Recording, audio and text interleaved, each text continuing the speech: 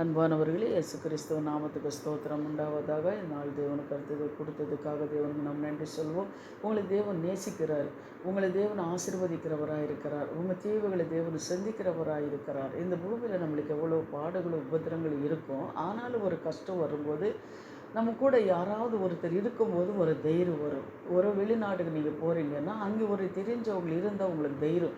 ஏன்னா அந்த தெரியாத ஒரு இடத்துக்கு நீங்கள் போகும்போது ஒரு தெரிஞ்சவங்க உங்களுக்கு கூட இருந்தால் அவங்களுக்கு கஷ்டம் சுகம் நம்ம சொல்லி அவங்க வீடுகளில் போய் தங்கி அவங்களுக்கு கூட இருக்கிறது ஒரு தைரியம். அதே போல் இருளில் நீங்கள் போகும்போது கூட யாராவது உங்களோட இருக்கும்போது ஒரு தைரியம். இவங்களுக்கு ஒரு ஆபத்து விபத்து வரும்போது கூட யாராவது ஒருத்தர் உங்களோட இருந்தால் தைரியம். யாராவது ஒரு தண்ணீரில் விழுந்துட்டாங்கன்னு வச்சுக்கோங்க, அப்போ யாராவது ஒரு பலசாலி இருந்து தூக்கி வைத்துட்டால் உங்களுக்கு ஒரு தைரியம். ஒரு வியாதி வந்துடுச்சு, ஒரு டாக்டர் நம்மளோட இருந்தால் ஒரு தைரியம். இந்த போல தான் நமக்கு என்னென்னா தைரியம் கொடுக்கறதுக்கு ஒரு மனுஷன் நம்ம இந்த பூமியில் நம்மளுக்கு தேவை. அதனால தான் சொல்கிறார் ஆண்டவர்.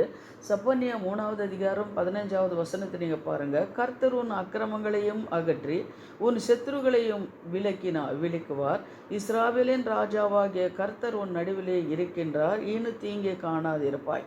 இஸ்ராவேல் ஜனங்கள் உன் சத்துருகளெல்லாம் அகற்றி இஸ்ராவேலின் தேவனாகிய கர்த்தர் உங்களோட இருக்கும்போது இனிமேல் நீ என்ன பண்ணுறதில்லை, தீங்கே காணாதிருப்பாய். அதே போல் அன்பானவர்களே, இந்த காலை வேளையில் இந்த வார்த்தை உங்களுக்கு வருதுன்னா எந்த ஒரு தீங்கு உங்களுக்கு வராதபடி தேவன் என்ன பண்ணுறாரு, உங்களை தீங்கை காணாதிருப்பாய் என்று சொன்னால் அந்த வசனத்தைப்படி எந்த ஒரு தீங்கும் உங்களை அணுகாதபடி தேவன் உங்களை பாதுகாக்கிறார் அப்படின்னு சொல்லி விசுவாசிங்க.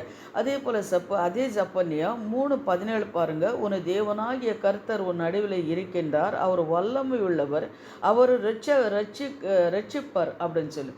அப்போ தேவன் உங்களோட இருக்கும்போது, வானத்தையும் பூமியும் படைத்த தேவனே உங்களோட இருக்கும்போது உங்களை ரட்சிக்கிற தேவனாக அவர் இருக்கிறார். கர்த்தர் உங்கள் நடுவில் இருக்கின்றதுனால தான் அது உங்களுக்கு என்ன ஏற்பட்டாலும் சரி கர்த்தர் எங்களோட இருப்பார் அப்படின்ற ஒரு தைரியம், ஒரு சமாதானம் நம்மளுக்கு இருக்கும் அப்படின்னு சொல்லி நம்ம பார்க்குறோம். அதே போல் யோவேல் 2:27 நீங்கள் பாருங்கள். நான் இஸ்ராவேலின் நடுவிலே இருக்கின்றார் என்று, நானே உங்களை தேவனாகிய கர்த்தர் என்று, என்னை என்று யாரும் இல்லை அறிந்து கொள்வீர்கள், என் ஜனங்களை ஒருபோதும் வெட்கப்பட்டு போவதில்லைன்னு சொல்லி இது யோவேல் 2:27 சொல்லப்பட்டிருக்கிறது. அதே அவர் என்ன தேவன், நானே தேவன், யாருமே உங்களுக்கு இல்லை, நீர் யார் முன்னாடி வெட்கப்பட்டு போகிறதில்லை அப்படின்னு சொல்லி ஆண்டவர் சொல்லுகிறார். அவர் கர்த்தர் உங்கள் நடுவில் இருப்பார் அப்படின்ட்டு விசுவாசிங்க. கர்த்தர் உங்களை ஆசீர்வதிக்கிறார், உங்களை நேசிக்கிறார், உங்களை மேலே அன்பு செலுத்துகிறார், உங்களை தேவைகளெல்லாம் தேவன் சந்திக்கிறவராக இருக்கிறார். இது பாருங்கள். அதனால நீங்கள் என்ன பண்ணுறீங்க, ராஜா கர்த்தர் உன் நடுவிலே இருக்கின்றார், இனி தீங்கை காணாதிருப்பாய். எந்த ஒரு தீங்கு இன்னும் என்ன அணுகாது, என்னையும் என் குடும்பத்தை அணுகாது அப்படின்னு சொல்லி ஜெபம் பண்ணுங்க. கர்த்தர் உங்களை நடுவில் இருப்பார். இப்போ நம்ம ஜெபிக்கலாம்.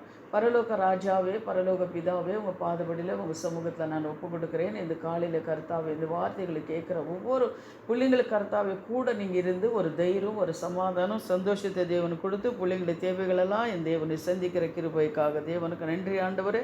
அப்பா ஸ்தோத்திரம். ராஜாவாகிய கர்த்தர் உன் நடுவில் இருக்கின்றார், இன்னும் தீங்கே காணாதிருப்பாய்னு சொன்ன வசனத்தைப்படி அப்பா நீர் கர்த்தாவே அப்பா யார் யார் இந்த வார்த்தைகளை கேட்குறாங்களோ அவங்களோட நீங்கள் இருந்து எந்த ஒரு தீங்கை காணாதபடி காலையிலேருந்து சாயந்தரம் வரை தேவன் ஒவ்வொரு நாளும் அவங்களை பாதுகாத்து கொள்ளுங்கள்.